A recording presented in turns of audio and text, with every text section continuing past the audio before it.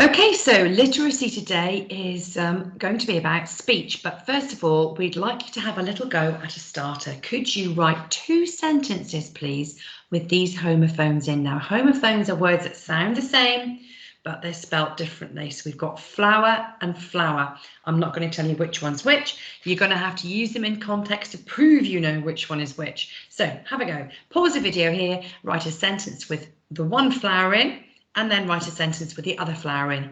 It would be great if they were complex. Have a go.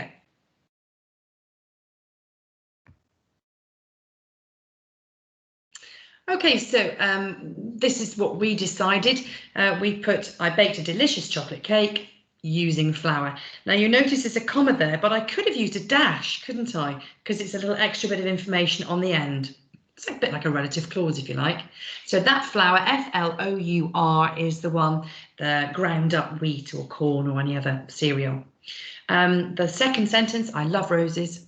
They are my favourite type of flower. So flower, as in a lovely bloom on a plant which produces seeds, is O-W-E-R. So I hope you got those right. Homophones are tricky. You just have to keep learning and keep using them and keep reading to make sure you know which one's which. There you go. So here we go. Let's have a look at today's learning. Today we're going to focus on the dialogue between 2 characters, or even 3 if you fancy a challenge at the end. Dialogue is, of course, the speech, but it's much more than what is said. You can convey so much more through dialogue. You can convey character, and that's something in Year 5 that we really need to do, is convey a character through, not just through what they do, but through what they say and how they say it. So that's what we're focusing on today. Now here's your picture again. We're using this a lot this week to write, but that's because there's so much to do around an image, isn't there? I want you to have a little think about this character and the character behind the tree if you want. What might be being said at this moment in time? Of course, as you already know, I always put this picture alongside so that you can click on it and enlarge it and look at the details closer, and it helps you. But if you pause the video, you can look at it here if you want to, unless it's blurry, and then we'll get you to look at the one outside this video presentation. Okay, so we're thinking about what they might say. You could pick characters that we see in the picture. So the huge creature in the brook, or the little fellow behind the tree. He's probably not little at all, but he's little compared to the character, isn't he? You could do a conversation between those 2, or you could actually imagine another creature from the wood who comes into the scene at this point. So it could be between the creature and the man with the bow. It could be a chat between the creature and another enchanted creature that comes in the wood. It could be between the man and another person who comes along, who's with him. It's your choice. Remember, I keep telling you, there's no wrong answer here. It's your choice, because this is going to be your narrative, all right? What you want to do, you're much more likely to write about and be happy about writing it if you choose it yourself, rather than me choosing it for you or Miss Robson choosing it for you. This is your creation, so I want you to try and choose the 2 characters that you'd like to work with. Now we've got to think about our rules for speech, haven't we? But first of all, what I'd like you to do is I'd like you to pause the video here, and I'd like you to think about what is the conversation. So when you've chosen who the conversation is between, what is likely to be the conversation? So for instance, if it's a conversation between the creature in the river and the man behind the tree, the man could be explaining to the creature why he shot the little pig. The creature could be explaining how he feels. Is he angry? Is he sad? What is the creature feeling, and how is he conveying that through speech? If it's a conversation between the creature and another magical creature from the forest, they could be discussing what's happened and what they've seen and how this could have happened and what they're going to do when they find who's done it to the little pig. It could be that sort of conversation. If it's a conversation between the man behind the tree and a man who comes along, or a woman who comes along and meets him, What could they be saying? They could be terrified that this creature's going to find them because they shot the little pig, and they're terrified what the creature's going to do to them. So this conversation could be between those. So at this point, what I'd like you to do is I'd like you to pause the video, and I would like you to make a little mind map of any other ideas that you might have and what the conversation could be. So choose who it is that's talking, and then what is the gist of the conversation? An argument, a worried conversation, a discussion about what's happened. Think about that. So pause the video now and really get your head around what you really want the conversation to be about first. Don't start writing the conversation, just think about what it could be, the rough general gist of the conversation. So pause now and have a little go at that.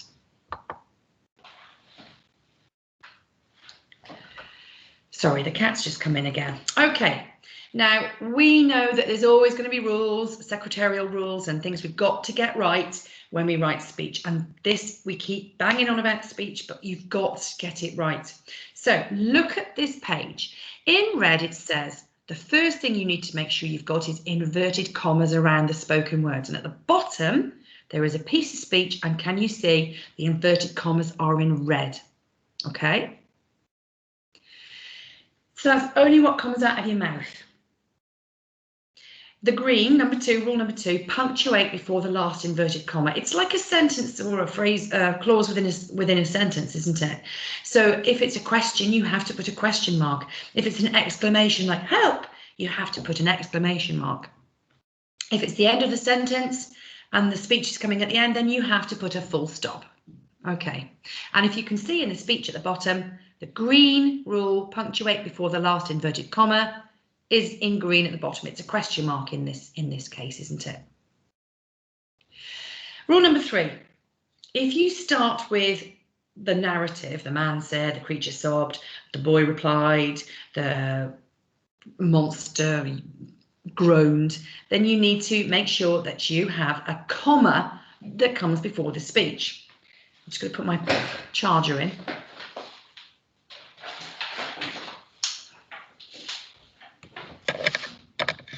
Apologise, year 5. There's always something going on at my house, isn't there? Right, so if you start with the man said, you've got to have a comma before the speech. It's like breaking it up. It's breaking up that sentence into 2 separate clauses. This is the narrative, this is the speech. And that's what I've done at the bottom. So in purple, can you see the comma between the creature sobbed, comma, why would you do this? Okay, so that's only if a narrative comes beforehand. Okay. If the speech comes first, and it's not a question or an exclamation sentence, then you need to use a comma. I'll just change that spelling. Exclamation, that's an exclamation mark sentence. Then you have to use a comma. So there's an example there set within the page because it's not what I've done at the bottom. So I don't know why you've done this, comma, said Zane, full stop. Because that's the end of the proper sentence, but the comma marks the end of the speech. So if you start with speech and you haven't got an exclamation mark or a question mark, you need a comma there, okay? And then the full stop comes at the end of the sentence. But if you start with a narrative, as at the bottom, the storytelling bit, the creature sobbed, you must have a comma before the speech as well, okay? Remember, when you have a new speaker, it goes on a new line. It's a bit rude, isn't it? If you have it on the same line, it means they're probably talking at the same time as each other, and that's rude. You just can't do that. So you have to have one person speaking, and then when the next person speaks, next line. Next person speaks, next person speaks. Sometimes they say so much that it dribbles onto the next line. That's fine. Stop there. Next person speaks on a new line. That's okay. And of course, the last rule, which ought to be the first rule really, don't forget your capital letters to start your speech. And that I've done in blue, and you can see it in the sentence at the bottom in blue. So there's your perfect example of how to punctuate your speech. So there's 2 things going on today. There's the creative side of it, so what is being said and how you're writing it. And then there's this technical side, which you've got to get the punctuation right. And this is something we keep doing in year 5 because, as I keep saying to you, and Miss Robson keeps saying to you, the more we do it, the more it will become second nature to you, and you'll be writing like an author before you know it. Okay. If you need to pause here and read that to just check it through, that's fine. But otherwise, we'll move on. Okay, the other thing we really want you to have a look at today, and I know we're asking an awful lot, but I want you to look at different words for said. So synonyms, that's a word that means the same for said. If you do said, it's awfully repetitive, isn't it? But not only that, better words than said give you the character. It tells you how it's being said. You can use adverbs. He said slowly, he said angrily, but it's better to actually use a synonym for said, which tells you that without using said. Okay, so instead of said angrily, it could be he shouted. Okay, instead of he said sadly, it could be he sobbed.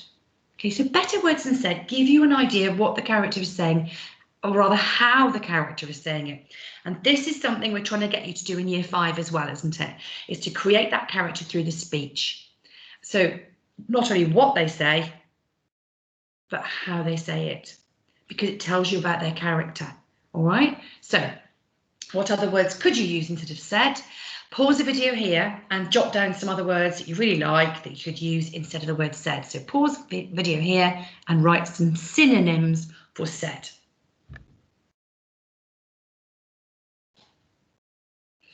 Okay, here's some that we popped in for you. Shouted, muttered, it's like mutter. Sighed, gasped, moaned, cried, grumbled, chanted. That's like a song, like a mantra or something like that. Is chanting, not like a song, it's like a monotonous chant. Whispered and yelled. Now these all tell you a little bit more about character. There's just a few. I bet you came up with way more than we did, but there are lots more that you can use. And of course, an online thesaurus that you've got in your Word, on your screen, in your computer's Word, click on the thesaurus, type one in, and it'll give you a better one. Okay, that's the quickest way to do. Choose a better word when you work on a computer is go straight to your thesaurus in Word. Okay, let's move on. Here's an example that Miss Robson and I have written, and it's just got a few ideas in there for you to see how we'd like you to do this work today. Okay, so why did you do this? Questioned the towering creature. Looking stern and unremorseful, that means not sorry, okay? Looking stern and unremorseful, the man replied, we need food. This poor animal has not harmed you. Why would you do such a thing? Asked the creature. You would not understand. You have so much food here in this forest, shouted the man. Clutching the lifeless animal in his hands, the creature leaned down and commanded, leave here and never return. Now that's very short, but it gives you a sort of idea of where we're going and what we want you to do with this. Do you notice that each person starts on a new line? Okay, and so I knew it was the creature talking because the man had spoken, and all of a sudden I was on a new line, so I knew it was the other character that was talking at that point. That sort of signals, oh, new person speaking. So when I was reading, I thought, oh yeah, I've got to put a slightly different voice now because this is a new line. It's the other character. What else can you notice about this? What else have we done with this writing? Have a look at the better words than said. Just have a look quickly. Flick your eyes down to after the speech or just before the speech. What verbs have we used instead of said? We've got questioned. We've got replied. Asked. Shouted. Commanded. What does that tell you about the characters? It tells you the man's angry or because he's desperate for food. The creature is quite cross at the end because he commands. Now you command somebody, you expect to be obeyed, so that's quite a forceful thing. But we've also popped in some other things to help you with the character. Stern and unremorseful. That's a great phrase, isn't it? We told you about the character of the man. And there are other things we'd like you to look at. Look at Clutching the lifeless animal's hand. That's a brilliant word, clutching. It's also a verb sentence start, isn't it? So there's all these other things going on behind. And so when you've written your speech, if you could go back and think, well, how can I make that better? How can I make that sentence better? Oh, I know, I could start with a fronted adverbial. Oh, I know, I could use an ing verb to start. And try to get these better words all the time with your thesauruses, okay? Thesauri. Okay, so there's some ideas for you. It's got the extra detail in, but it's still basically a conversation between two characters. It's got the better words than said, it's got the correct punctuation, and it's got that extra detail. Now it's your turn. Remember, you can go back and forward in this video, you can magpie ideas, you can try and think, oh, what did she say about that? I can't remember. Go back again. You're going to write yourself a conversation between two characters. Remember your mind map at the beginning? You chose two characters, you decided roughly what they were going to say. That should really help you use it. And then have a go at your conversation. If you really want a challenge, you could put an extra character in there. This third character that you've brought in that you've made up. It could be an enchanted creature, or it could be a creature from a person who's with the man with the bow. It's completely up to you. And you can see your story is starting to take place here. We've got an idea of who they are, what they're doing, how they're feeling, and this is really going to help. It's going to come together into our narrative next week. So pause the video here and play it back if you're unsure about anything, but do your writing. There is one more little piece on the end. It's the plenary to have a look at when you've finished writing. So when you have finished writing, have a look at the plenary. It will help you with your edit. So pause now, do your write, and then come back. Okay, so hopefully you've got your conversation down. What we'd like you to do now is to read your work, and we'd like you to highlight the punctuation. Just make sure it's there. Remember all those things. Flick back to that earlier piece in this video if you want to. You've got to have the inverted commas around the spoken word. You've got to have the punctuation at the end, the capital letter. If the speech comes at the end of the sentence, it has to have the comma to break in. Look for them. Check they're there. Make sure your inverted commas are in the right place. That's the secretarial technical bit. Now, go and have a look at your better words than said. If you've put said, change it somehow. Try and make that character come through by how and what the creature is saying, how it's said, okay? And then the final thing is redraft, improve. Look at your sentence structure. If you've got any ing verb starts, if you've got any conjunction starts or fronted adverbials, have a look. And if you can change one to do that, that's brilliant. Year 5's all about making improvements all the time, isn't it?